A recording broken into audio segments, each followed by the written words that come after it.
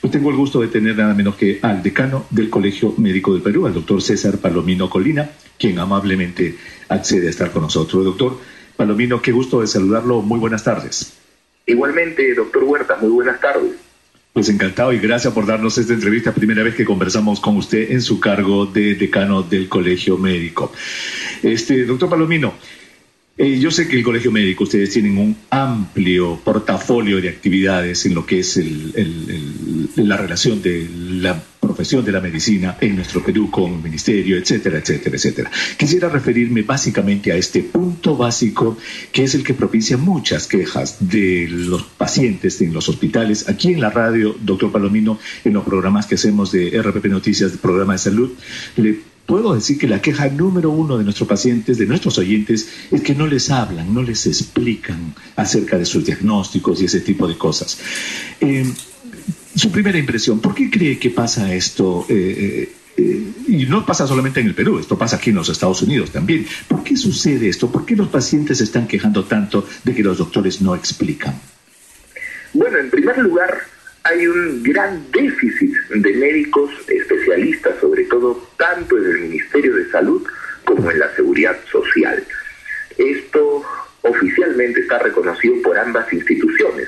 En el caso del Ministerio de Salud hay un déficit de más de 7.000 médicos especialistas, y en el caso del Seguro Social el número es similar. Aún no se ha concluido cuántos médicos cirujanos en el primer nivel de atención, que es el más importante, hacen falta. Esto se traduce en una sobrecarga laboral en los médicos, en los hospitales, del seguro, del Ministerio de Salud, y obviamente aquí se desarrolla algo que se llama el síndrome de burnout, del quemado. Un gran estrés laboral, una gran carga laboral, pero además hay una mala costumbre institucional en donde se está privilegiando el área administrativa en relación a la atención a los pacientes. Ejemplo, los médicos están prefiriendo llenar bien las fichas del seguro integral o las de salud para evitar amonestaciones, multas y sanciones en vez de atender a los pacientes. Yo desde aquí, en mi condición de decano, les invoco primero la atención al paciente. Los formatos administrativos vienen en segundo y en tercer plano. Y si hay que ponernos al frente para hacer entender a las autoridades que primero es la atención y segundo es la formatería, lo haremos juntos. Qué interesante. O sea que básicamente, pues usted, la respuesta por qué sucede esto es este famoso síndrome del burnout. Para nuestros oyentes que no hablan inglés, significa pues que quemaron cerebro, ya están quemados, están cansados los doctores, están sobrecargados de trabajo. Al sobrecargarse de trabajo y tener tanto estrés, entonces vuelcan en sus pacientes una mala atención. Quejan más de que los doctores no les explican. Los doctores no los tratan bien, no les explican los diagnósticos, los tratamientos. La gente está desconcertada y descontenta por esto. El doctor Palomino nos ha dicho que hay un déficit de médicos. Hay 7.000 especialistas que faltan en el seguro, 7.000 que faltan en el Ministerio de Salud. Los médicos están sobrecargados, uso el término burnout, que en inglés significa están quemados del cerebro. Por lo tanto, esa es la razón por la que atienden mal a la gente, y entonces es un problema sistémico, no es un problema del doctor. Le pregunto, doctor Palomino, ¿no es un poquito, caramba, como sacar el cuerpo? Y se lo pregunto con todo respeto, eso. O sea, el médico no tiene ninguna responsabilidad en esto de sentarse tranquilo, de decir, caramba, yo tengo que explicarle a mi paciente, pero total, estoy quemado, pues la culpa no es mía. ¿No es echarle la culpa a otro lado por este problema? Obviamente que es un tema multifactorial, ¿no? Es más, yo comparto algunas opiniones en relación a lo que usted, por ejemplo, ha escrito en un libro, y lo felicito, La Salud Hecho Fácil, donde dice: 1 gramo de prevención vale mucho más que 1 tonelada de curación. Se ha, digamos, generado una cultura hospitalaria en el país, cuando todos sabemos que los mejores indicadores sanitarios los tienen los países que han invertido y apuntalado la atención primaria de la salud, la prevención y la promoción. Entonces, acá es al inverso. Y si a eso se le suma el hecho de que tenemos un sistema descuartizado, y permítame explicarle por qué. ¿En qué país del mundo ha visto que hay hospitales como el Seguro Social que dependen del Ministerio de Trabajo? Hospitales como las sanidades de la policía que dependen del Ministerio del Interior. Hospitales como las Fuerzas Armadas que dependen del Ministerio de Defensa. Un sistema solidario, entre comillas, que no son hospitales, pero que en fin dan atenciones y dependen de la municipalidad, Y por último, el Ministerio de Salud, que tiene hospitales en Lima que aún obedecen las normas del MINSA y hospitales en cada gobierno regional que ahora, producto de una mala política de descentralización, obedecen a cada gobierno regional. En un sistema descuartizado, donde no hay, digamos, un ente rector real. Acabamos de conversar con personas del Ministerio de Salud y pues la reforma de salud tiene como cuarto pilar fundamental hacer de que el Ministerio de Salud realmente tome nuevamente el timón, la égida de todo el sistema. ¿Usted no está de acuerdo con eso?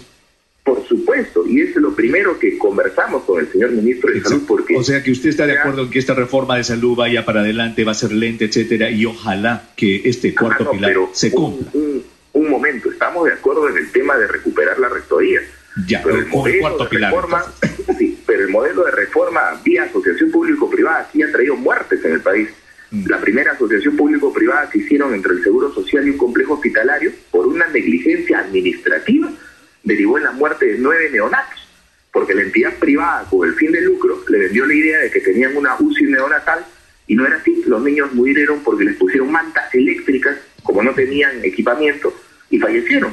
Y yo espero que la doctora Flor de María Félix, con la misma energía que, digamos, indaga en los problemas del sector público, la haga también con el sector privado, ¿no? Yo creo que los 15 años que ha trabajado con el sector privado no deben interferir en su decisión. Tiene que hacerse. Acabamos de hablar con ella y nos dijo precisamente de que las alianzas con el sector privado, lo que se llama la tercerización, pues no es más que un puente, ¿verdad? Porque esta reforma de la salud generalmente demoran 5, 10, 15 años y ojalá vayan en ese camino. Mire, tenemos oyentes. Nuestros oyentes aquí en RPP Noticias siempre quieren participar. Doctor Palomino, María está en Pueblo Libre y tiene una opinión sobre el tema que estamos conversando. María, adelante, por favor. Doctor Huerta, buenas tardes. Un gusto escucharlo. ¿Sabe qué? Eso de los médicos, que es malísima la atención, es cierto. Cierto, porque yo le comprobaba el 2 de enero que mi hermana se puso mal. Los doctores están bien dolentes, le digo, para el dolor, para mi hermana usa muletas. Me llevé que tenía un dolor fuerte y dijo que no tenía, no le revisó, le hincó nada más con el dedo y dijo que no tenía nada, que seguramente se había caído, pero incapaz. Los médicos están pésimos, a menos de chincha. Los médicos están, a las personas adultas también, yo le he visto cómo los tratan. Yo me siento tan impotente y me da ganas de pelear con ellos, pero yo sé que voy a salir perdiendo, doctor, por favor. También la atención en la farmacia también está pésimo. Eso de que están recargados de pacientes, mira, hay médicos que hay para sacarse el sombrero. Por ejemplo, con la doctora Salazar. Esa doctora pero les juro que es un amor a su profesión, les falta amor a su profesión, todos los médicos, a todos. A pesar de que la doctora, perdón María, a pesar de que esta doctora también tiene el mismo número de pacientes, está sobrecargada, pero ella es diferente en su actitud. Por supuesto, doctor, le digo, es para sacarse el sombrero y recordar sombrero. A pesar que tiene una filota de pacientes que la están esperando, ella es amable con todo. Sí, con todos los viejitos, con qué amor a mi hermana, a todos. Yo observo, porque yo la acompaño. La hemos escuchado. Favor, María, muchísimas gracias. Por favor, gracias, corazoncito. Hay un cambio, por lo menos, más por el amor. Doctor Palomino la está escuchando. Doctor Palomino, mire, este es el punto.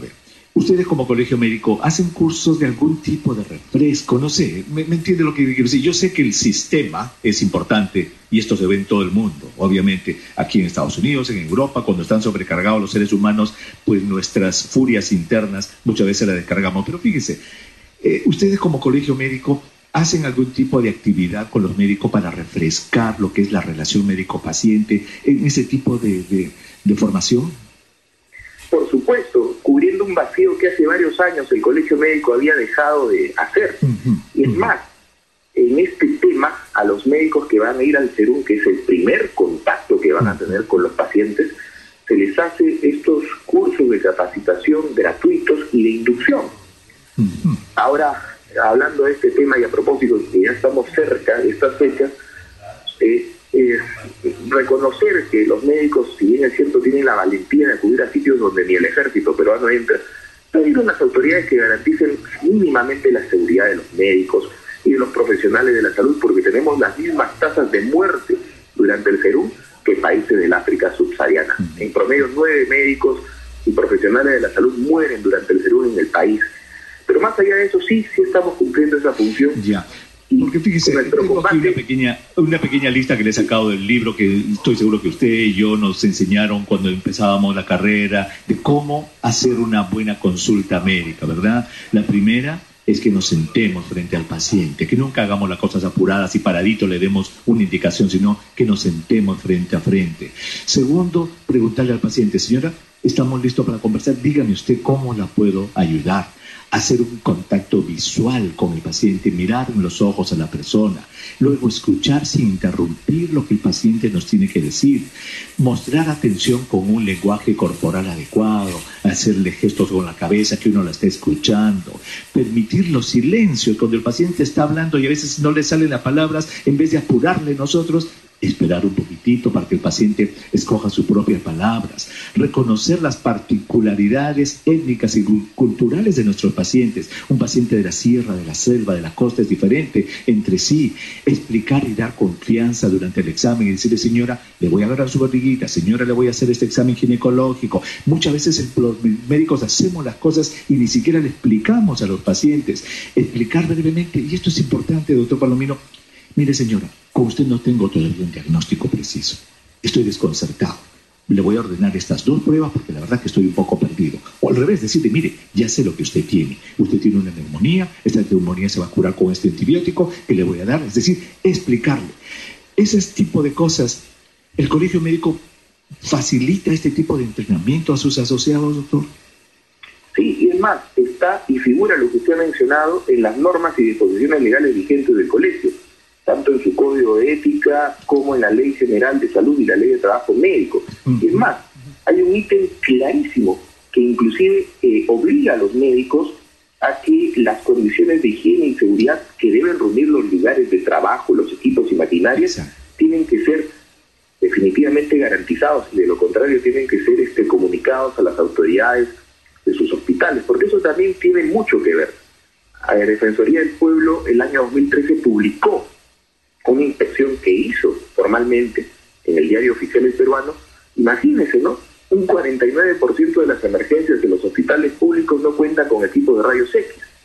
Y cerca de 1/3 de las emergencias de los hospitales públicos no tienen un coche de paro completo. Sí, hoy día hemos escuchado que hay una posta en Ancón que no tiene anestesia para hacer extracciones dentales, imagínense. Sí, bueno, es cierto, son todas las falencias que existen y ojalá que esta reforma de la salud, la verdad, logre hacerlo. Pero mientras tanto, doctor, ya estamos llegando al final del programa, le agradezco muchísimo su atención, pero creo que hay una deuda, como profesional se lo digo, como colegas que somos, hay una deuda que tenemos que sensibilizar a nuestros colegas para que se sienten y vean que no le están haciendo ningún favor a un paciente en verlo, ni el paciente le está haciendo ningún favor al médico en verlo, sino que debe ser una relación horizontal de cariño y de humanidad. A mí me duele cuando la gente dice eso, doctor Palomino, los médicos se han deshumanizado. Eso duele mucho. Nos incomoda y duele bastante. Comparto su opinión. Muy bien. Muchísimas gracias, doctor César Palomino. Muy agradecido. Gracias.